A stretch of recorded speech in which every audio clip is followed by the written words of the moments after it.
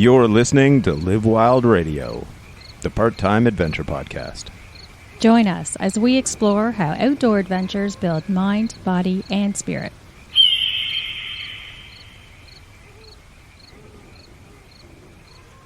Welcome back to Live Wild Radio, everybody. This is a Coach Winston episode answering a question I'd mentioned at some point in one of the episodes. I can't remember which one, but about building strength and endurance or conditioning within the same workout for people that are time pressed, and how I've used that myself. It's basically doing fairly hard or fairly heavy, but low reps, but repeating a ton of sets over the course of, 20 to 30 minutes, and how it will increase both your strength, because over time you'll be able to lift more weight in that time and gradually use heavier weights. But then you'll also run into the thing where even though you haven't been doing a ton of cardio, your cardio's improved. And this is something that I've taken from Strong First. Pavel Tsatsouline, he's the guy who brought kettlebells to North America in, around 2000. It's his organization, basically, and they're very big on the idea of, first, it's called Strong First because strength is the master quality, as they call it, but not doing as much of the super high-end huffing and puffing, lactic acid, glycolytic training, because it has certain training benefits, definitely, but it also has downsides in that it's super, super fatiguing. It can interfere with, aerobic adaptations. So by doing that, let's say something like CrossFit, where you're training that energy system all the time, it's really easy to burn out. And you're much more likely to get injured. Whereas having a basis of strength and a basis of aerobic conditioning and adding a little, think of it as like, the spice, your anaerobic work or glycolytic work is just a little spice you put on. It's your VO2 max training. There's various sort of ways that you would use anaerobic training, but it shouldn't comprise any more than 20% of your sessions. Most of your sessions should be strength or aerobic conditioning. And like I said, in this episode, we're going to talk about the concept of strength aerobics, which is short, heavy, low rep sets combined with aerobic rest. And you're having all of these little repeats. And it's such a simple, fun way to train, because you don't have to think about anything. Once you understand what the guidelines or the principles behind it are, it is a highly effective way to both get stronger, burn a bunch of calories, develop your conditioning, without without a huge amount of time commitment each week. Because one of the things I find as a coach is that the biggest limiter many of my clients have is just time. And if you think of it this way, like, I'm just going to describe Catherine's and my life. We both work full time. We're partnered in a number of side businesses outside. We've got kids that need raising. And then we have like a relationship we've got to maintain. We want to have some fun together too. So it's one of these things where even for people who've made fitness part of their life and part of their business, it's still a case where you only got so much time each day. And I definitely, and she runs into this as well, where we have periods where we're busier than others. So it becomes one of these things where how do you still improve your fitness all the different qualities we're looking for when you are stuck with limited time. Obviously, you can't be going out for multiple 1 hour zone 2 cardio sessions, like you're getting 5 hours of cardio between your 3 to 4 hours of zone 2 a week, and then your session of VO2 max intervals, and getting strength training in, and when you're limited on time. So this is one of the techniques I often use when I'm busy. Or sometimes you also run into the thing where there's mental burnout, where it's just like, I just want to just get in what I need to get in and not think about working out, right? Because I think about working out, both for myself, but obviously this is something I do professionally. So I'm thinking about programming and, working the Tetris of time and what have you. And sometimes just mentally, it's just like, I just don't want to fucking think about it. I just want to punch the clock, get on with my day. And that's where something like strength aerobics comes in. So fundamentally, you're going to have repeats. Ideally, they want to be moderately heavy or powerful.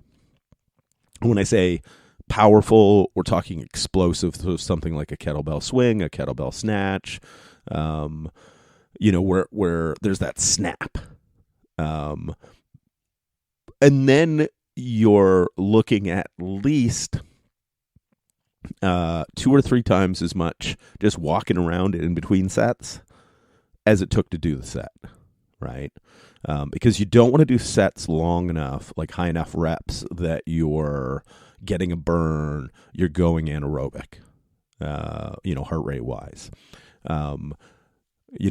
So just to give you an idea, like my favorite is I'll do double kettlebell clean and press. So basically the clean is getting the kettlebell up to your shoulder, and the press is pressing it overhead. And so it essentially starts with a swing. If the kettlebells are on the ground, you sort of hike them like a football. Using that straightening of your hips creates the power it needs to elevate the weight. But instead of swinging it out in front of you, you keep your elbows in tight and you bring it up to your shoulder. And then once it's there, it's sort of a 2 exercises in one, a clean and a press. So the clean works your hips and your back, and because there's sort of a bit of a curl element, you actually get your biceps in there, works your grip because you have weight in your hands. And then the press works your triceps and your shoulders, and your core has to be engaged, so that you have a powerful platform to press off of. So you're hitting most of the muscles in the body with just one compound movement, if we think of it as one exercise. And then basically I'll do anywhere from 1 to 3 reps, and then put the kettlebells down. And then initially I will start off doing a set every 30 seconds. And I'll work out with a heart rate monitor on, but you can also do this based on breathing. Once you can't talk after a set, then you space your rest out longer. Or in my case, I'll start doing sets every 30 seconds until my heart rate gets up to 145 beats a minute. And then after that, I will not do my next set until my heart rate is down to 120. And so that's keeping it aerobic, heart rate wise. But you run into the thing where basically you do a set of 3, put them down. When the timer beeps, I always have a interval timer set up, so it beeps every 30 seconds for half an hour. So it makes it easy just to sort of pay attention. And then every time I do a set, I just mark it in my notebook, my little training log. And then, just as an example, maybe for the first 3 or 4 minutes, I'm able to do it every 30 seconds. and then my heart rate gets up to 145. Then I just basically after that go whenever my heart rate's down to 120. And I just walk around in between, shake it out, bounce a little bit, just to keep loose. And what'll happen as the workout goes on, the rest periods progressive because you're becoming more fatigued become longer. And then in a half an hour, I might end up, let's say I get 15 sets in the first time I do it with a weight. Well, as fitness increases, right, you recover quicker, you get stronger, you're within that half hour time period, the work gradually increases that you can do. The density increases. So it's a great way that with this type of training, you're only progressing when your body's ready to progress. Like you're only doing more when you can do more. You're not just, arbitrarily forcing yourself to do more. And, what you'll run into is if you do it, 2 or 3 times a week, which basically could be your whole program when you're time crunched, 3 half-hour workouts, and it doesn't have to just be clean and press. You could do, 3 push-ups, and then 30 seconds later, do 5 to 10 kettlebell swings and just alternate push-ups and kettlebell swings, right? And then once your heart rate gets too high, you basically only go when you get back down to 120, I'll call it, I've based that based on knowing what my own heart rate training zones are. But for most people, that's a pretty solid way. If you're younger, maybe you go again when you're at 125. Because your heart rate range is maybe a little higher. I'm in my 50s. And you'll run into the thing where you're getting enough volume of training, like you get enough reps in, that you're going to get stronger. You're getting enough reps in that you're going to build some muscle. But it also tends to build that, what I like to call farmer strength, that ability to do hard work over and over and over again. And to give you an idea how effective it is, friend of the podcast, Ryan, he's been on before. I'm going to actually have him on again soon to talk about this. Most of his training in the last year has been, like he started training last October, so he's coming up on a year. And the majority of his training has been this, combined with, he rock climbs and some cycling. Not sort of a particularly structured program, but, try to get a couple of zone 2 rides in a week and then one interval ride in each week during the summer. But, basically all winter, he'll basically do 3 to 4 days with some, at least 2 sessions a week that are this type of training. And because I've been able to work with him in person, normally a newer trainee wouldn't be doing double kettlebell. We don't usually get into that for a couple of years because it's just gradually building up the skills. But because I was working with him quite intensively in person, we were able to work through the single. Essentially, he had a little accelerated course, if you want to call it. So he got into double kettlebell work sooner than I would get most clients on. And basically, he just got back from a trip, like in September, went to Japan, climbed Mount Fuji, hadn't done much real hiking, not a lot of loaded hiking, anything like that, and definitely nothing at altitude or sustained climbing. And this training carried over, basically doing double kettlebell clean and press, lots of swings, lots of, just a variety of different structured workouts, a lot of double kettlebell front squats. And he ran into the thing where it was like, yeah, obviously hiking up a mountain at a high altitude, it's work, but you can just do it. you just trudge away. And he was never, a lot of times he was like the fastest in the group. So it was one of these things where basically I was just talking to him yesterday about it. And it's like, yeah, the biggest thing he ran into was how badly his knees hurt on the walk down or after the walk down. Because you can picture part of the slope that he had for miles walking down was sand and gravel rather than like solid ground. And going downhill is just hard on your knees. So it was really kind of cool because I've had these experiences myself. Other people I put on these programs, but that was a pretty extreme example of how, without doing tons of specific training, how the general physical preparedness that comes from strength aerobics carries over to actual real world things like hiking.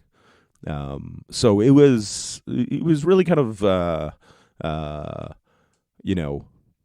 going to say confirming, I wasn't going to say eye-opening because, like I said, I've experienced it. Other clients have experienced it, but like that was like a big test, right? Because, you're talking a mountain that's over 10,000 feet. You're getting into higher altitude. It took multiple days to go up, took 2 days to go up. And it's not solid terrain, right? It's volcanic. So there's a lot of shifting and, that kind of stuff is really fatiguing. And so it was really kind of cool to hear, how it worked out for him. And now, he and I have already been talking about sort of what his winter of training is going to look like. So, we'll keep you informed. And obviously when I have him on the podcast, because he's a great example of none of his workouts were complicated. Nothing was fancy. He just very diligently did them. And it's like, oh, I got muscles. I'm leaner. I'm fit. Oh, this is really cool. And most of them, this is a guy who didn't get into strength training because anytime he'd go into a gym, it just confused him, right? It's like 1,000 machines and bars and plates, and I don't know what to do, right? Like that's not his background. So having these very like streamlined, simple, but effective workouts where it's just, you just go in and punch the clock, treat it like a job, work out very, very well for him. And you run into the thing where because you improve a bunch of qualities at once, you're fitter, in the sense of endurance, you're stronger, you're leaner, you've put on a bit of muscle mass. All of these things are the targets we have for long-term, health and longevity. And so if you can get that in like 3 half-hour workouts a week when you have no time, is it optimal for increasing any one of the factors? Is it the best way to build endurance? No. Is it the best way to build strength? No. Is it the best way to build muscle? No. But it's the best way to do those things in the shortest amount of time spent training, if that makes any sense.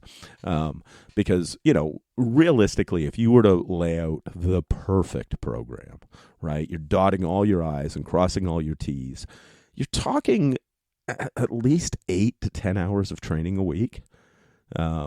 That's a lot for most people, right? Especially for people who it's like, I just want to live healthy.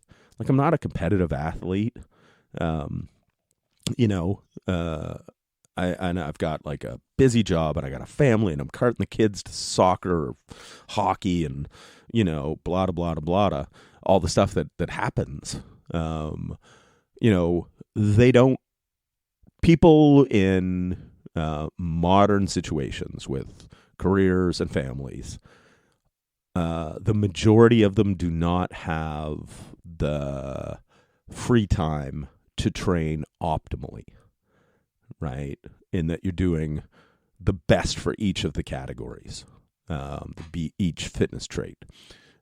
But if you're improving all of those factors, even if it's not as quickly as you could for every one of them, I find most people are more than happy because as long as you're improving, even if it's not leaps and bounds, um, you're going in the right direction. And you just keep at it for years, and you end up super, super fit, and still, you're not having to make it your life. You're not having to live in a gym. And that's why, we're such a big fan of like having a home gym, having a set of kettlebells and a pull-up bar. Because you can do so much for your fitness without spending like so much of your time training.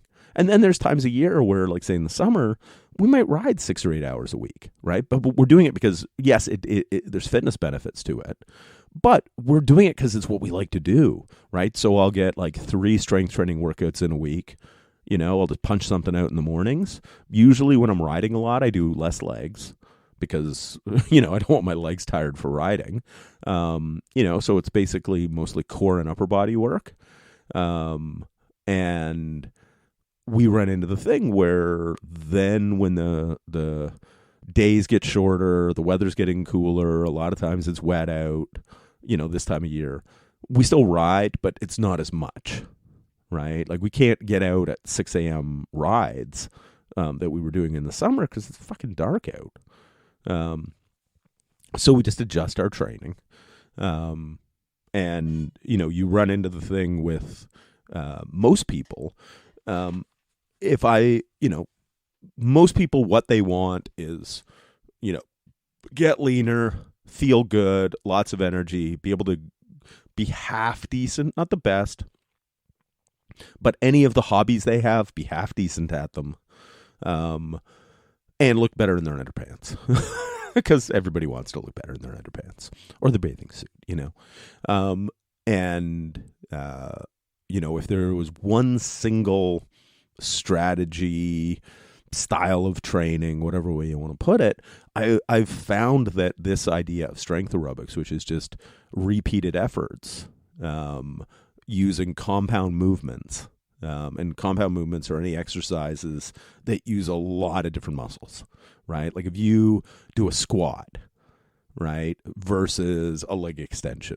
Leg extension just works, basically part of your quads. A squat works your quads, it works your butt, engages your back. If it's like some sort of front squat, your upper back muscles are engaged holding the weight in place, like if it's a double kettlebell front squat or something like that, or a barbell front squat. So you end up with a bunch of muscles hit. So it takes fewer exercises to hit all the muscles. And that's why, something like, and I'll just give you an idea of like one of my current workouts I'm doing is for half an hour, I set the timer, and I do double kettlebell clean and press. And you can do these single too. You can do left arm clean and press, like, 2 reps, like, you can do it 2 cleans, 2 presses, or, clean press, put the weight down, shake it out, grab and do with your right arm. So it's not even just doubles that you have to do. I just do doubles because I can get more work in. And one of the advantages you run into then with that is that in a set amount of time, I get more work. But remember, I've been training, in some form or another since I was 12 years old. So that's over 40 years now. Don't ever sort of go, oh, well, that's what he does, so that's what I should do if you've been on the couch for a while. If you don't have a background in this stuff, you don't need as much load and you don't need as much volume to progress as somebody who's been training a long time. So, in the beginning, if you do 2 sets of each exercise, and there's a little bit of a challenge, if you're coming from, a relatively sedentary, particularly no strength training for years, you'll make progress on that. So why do more than you have to in the beginning? But, this idea of just punch the clock, and like I said, my current workout, one day is weighted clubs in the morning. So I did this yesterday. So I have basically steel clubs. And there's various kind of, it's almost like your warrior training, but it's got a lot of rotation, great for the grip, great for the shoulders. I just got myself a new slightly heavier club. Just like our kettlebells, we're gradually building a collection of steel clubs. And I run into the thing with the morning, I do a half an hour of clubs. So I do 10 minutes of 30 seconds right arm or 30 seconds left arm. I always start with my weak arm. So 30 seconds left arm, 30 seconds rest, 30 seconds right arm, 30 seconds rest. So 5 sets of shield cast, 5 sets of inside outside circles, 5 sets of inside swings. I don't expect you to know what any of those are, but that's sort of what I do in the morning. It's got a lot of rotation, both in the shoulder and in the core, the hips, so it kind of fills in some of the weaknesses that I get from doing a lot of double kettlebell work because there's no rotation. There's not a lot of side loading because the weight's even because you got one in each hand. And then in the evening, I do 20 minutes, set up like this, like the Strength Aerobics guidelines for kettlebell snatch. So it's basically a floor to overhead in what looks like one movement. It's technically 3, but they're done so quickly. It looks like boom, right overhead. And then my other day, and I do each day twice a week, so it's a 4-day program. My other day is a half an hour of I'll do double kettlebell clean and press, and then pull-ups. So right now it's like with a pair of 28 kilo kettlebells, I'll do 3 clean and press, and then put them down. I come over to my pull-up bar, when my 30 seconds later, do 3 pull-ups, and then I go back.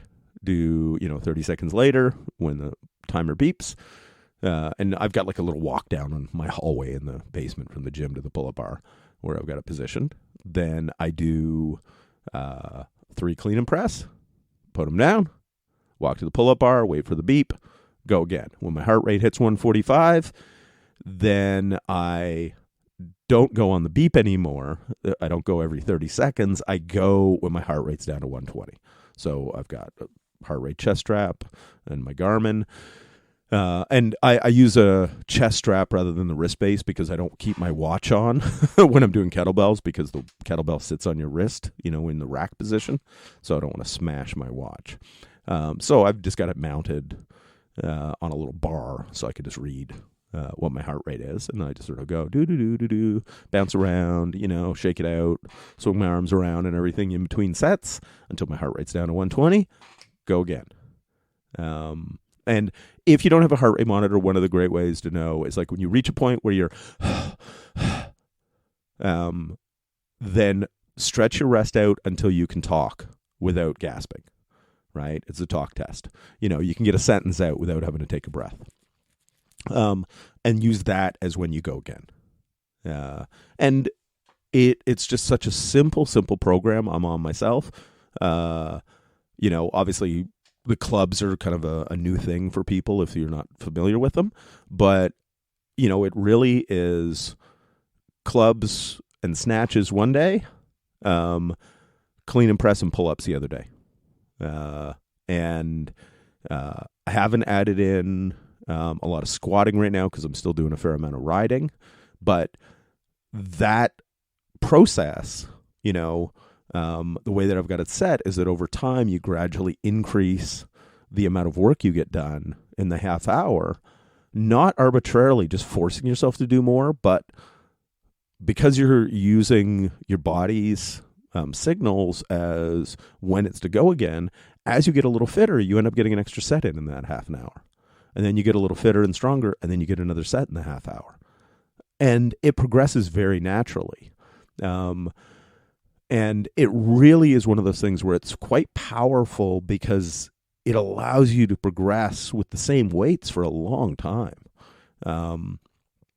And, you run into the thing where because you're doing quite a bit of volume, your tendons adapt, your, joints are getting a lot of, work, but they're not being strained by, just struggling against super, super heavy weights the way you would doing a maximal set of like bench press or squat with a barbell. I've talked about this before, like, the pandemic forced me into all kettlebell training. Like, I've been using kettlebells for years, but made kettlebells the, primary resistance tool, combined with, calisthenics or bodyweight training because of gyms being closed. And I had the wonderful experience of 99% of my joint pain went away. It turns out a lot of it had to do with the fact that, heavy barbells when you're over 40 can lead to aches and pains. Whereas, obviously everything being done with kettlebells, they move, you're not locked in one position. And I find the pressing, any of the ballistics like the snatches, all that stuff really is conducive to good, like biomechanics. And I find it much easier on my joints. So, so that's, sort of an intro and kind of a deep dive on strength aerobics, because understanding that concept of punch it, anywhere from like fairly heavy, say for something like, like a clean and press, at most like 3 reps per set, because it's really 6, because it's 3 cleans and 3 presses. Or you could do a single clean press front squat, just 3 reps, and just do that every 30 seconds until your heart rate gets too high. You could do one-handed, so left hand, then right hand, alternate them back and forth. Same idea with the parameters, whether it's heart rate or your breathing. You can do it with kettlebell swings. Like I said, even alternate swings and push-ups. If you've got like a fairly heavy kettlebell, do 3 to 5 push-ups. Then 30 seconds later, do 5 to 10 kettlebell swings. And just repeat that until your heart rate gets too high, every 30 seconds. And then just basically go when your heart rate or your breathing have come down. So if you pick like 120 as your heart rate, like I do, or you can speak a full sentence, do the talk test. You can speak a full sentence without gasping for breath. Then you're ready to go again. And that one is such a simple workout, like swings and push-ups. That'll, for most people, answer a lot of their fitness goals. So it's that type of thing of just simple, punch the clock, gradually progress when your body is ready to progress, and improve all of these different fitness metrics, from your endurance, your strength, your explosiveness. Obviously if you're doing any of the kettlebell ballistics, like the swing and the snatch and the clean, you'll just build your overall athleticism. But none of the workouts are longer than half an hour. And if you really press for time, just do if you're really pressed for time, just do 20 minutes, do 15. Like, anything is better than nothing, right? Because one of the things we run into is, if you think of it, there's the work you need to build. It takes less work to maintain it. So even if during those busy periods where all you can get is like 2 15-minute workouts a week, right? Obviously this wouldn't apply for like months on end, but if you have a couple of weeks that are like crazy busy, if you got 2 15-minute strength aerobic workouts like this, that would maintain most of your gains, even though it's, cutting your workload by 2/3, instead of 3 half-hour workouts. But just treat it that way of just get in, get the work done. Like I said, if you do it at home, you're not even having to deal with like the go to the gym, get changed, all that kind of stuff. Like you'd run into if you do it at home, and this is the thing I love about training at home, is basically I got home from work last night. We got some food going. I came down to the basement, did a quick warm up, did 20 minutes of snatches, then it was dinner time. And you can't beat that efficiency, right? So think of it that way of, just those little punch workouts where it's like, you're not doing high rep sets, you're not doing super short rest periods, basically 3 reps every 30 seconds, with compound movements. Super simple way to do it. Something relatively challenging. You'll get a lot of bang for your buck. And if you guys have questions, you can find us on Instagram. You can DM us there, which is livewild_radio. Website is www. I think I said 4 W's, but livewildradio.com. You can reach out to us there, and we're on Facebook, Live Wild Radio, all of the things. We're not on Twitter though. Not that I've got anything against Twitter, but the nice thing about the Instagram and Facebook is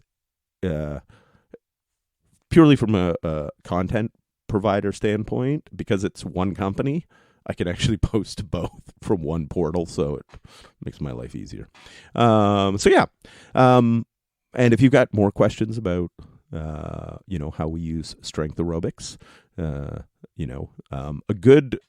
some good content, like if you go to the Strong First website, they've got a lot of discussion. It's sort of what most of their training is built around.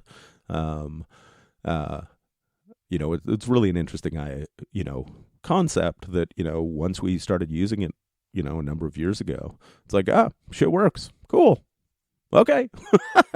Like, I am not above giving credit to people where credit is due. Pavel Tsatsouline and his whole crew over there, a little bit culty. But you sort of run into that with, whether it's Strong First or CrossFit or any of these things. I am very much of the Bruce Lee mindset, which is, see all things and take what works. The black box, basically put everything in, and whatever comes out that is most effective, keep it. Without an ideology per se. If you guys, like I said, have questions, contact us. If anybody is interested in my coaching services, you can find that on our website as well. So until next time, I am Winston. The lovely Catherine is currently actually at her day job. I'm recording this in the morning before I go to work. So next week. And by the way, thanks everybody for, all the nice things you guys have said about episode 100 and us making it to 100 episodes. That's super cool. So until next time, work hard, play dirty.